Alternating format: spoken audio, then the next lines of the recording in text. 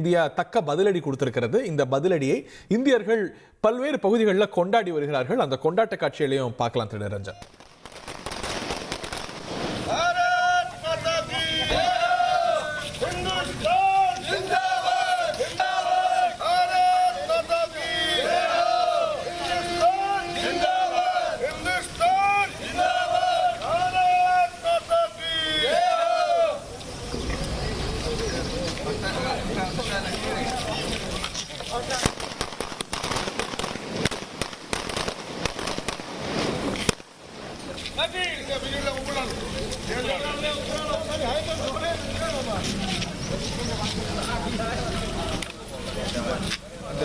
வெடிவெடித்து கொண்டாட்டம் எதற்கு அப்படின்னா, வேட்டு வைத்து பாகிஸ்தானுடைய தீவிரவாத கேந்திரங்களை இந்தியா வெற்றிகரமாக அழித்தொழித்ததுக்காக நேற்று இரவு, அதாவது இன்று அதிகாலை நடந்த தாக்குதலில் பாகிஸ்தானுடைய தீவிரவாத கேந்திரங்கள் தாக்கி அழிக்கப்பட்டதை நமது இந்தியர்கள், குறிப்பாக நம்ம இப்போ பார்க்கக்கூடிய காட்சியை ராஜஸ்தான்லேருந்து நினைக்கிறேன், வெடிவெடித்து கொண்டாடக்கூடிய காட்சிகள் இவை.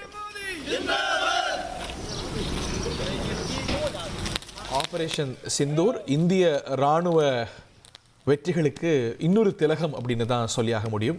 இன்னொரு சிந்தூரம் இட்டிருக்கிறது. வான்வழி தாக்குதல் நடத்தி முப்படைகளும் இணைந்து, அநேகமாக 1971க்கு பிறகு முப்படைகளும் ஒருங்கிணைந்து இந்த தாக்குதலை நடத்தியிருக்கிறாங்க. நிறைய கியூரேட் செஞ்சுருக்கிறாங்க. அதாவது பொதுமக்கள் பாதிக்கப்படக்கூடாது, பாகிஸ்தானுடைய கேந்திரங்கள் பாதிக்கப்படக்கூடாது, இந்தியாவுக்கு எதிராகவே செயல்படக்கூடிய அதனது ISI உட்பட அவற்றையெல்லாம் தாக்காம, அங்கே பொதுமக்களை குறிவைக்காம இந்தியாவை குறிவைத்து செயல்படக்கூடிய, பாகிஸ்தானால் வளர்க்கப்படக்கூடிய வேட்டை நாய்களாக இருக்கக்கூடிய பாகிஸ்தானுடைய தீவிரவாத கேந்திரங்கள், அதனது அமைப்புகள் தாக்கி அழிக்கப்பட்டிருக்கின்றன. இவையெல்லாம் அங்கே இருக்கு. இவையெல்லாம் லஷ்கர் பேசஸ் அப்படிங்கிறது இட்ஸ் இன்டர்நேஷனல் நாலேஜ். இந்த லஷ்கர் தேபாவோ ஜெய்ஷ் இ முகமதோ நாம மட்டும் இல்லை, அதாவது பொதுவாக one man's freedom fighter is other man's terrorist vice versa அப்படின்னு சொல்லுவாங்க.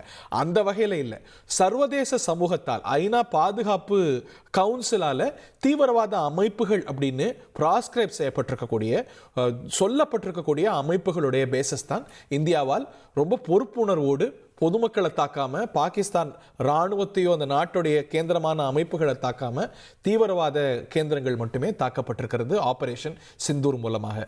அடுத்த கட்டம் என்ன அப்படிங்கிற கேள்வி எழுந்திருக்கிறது.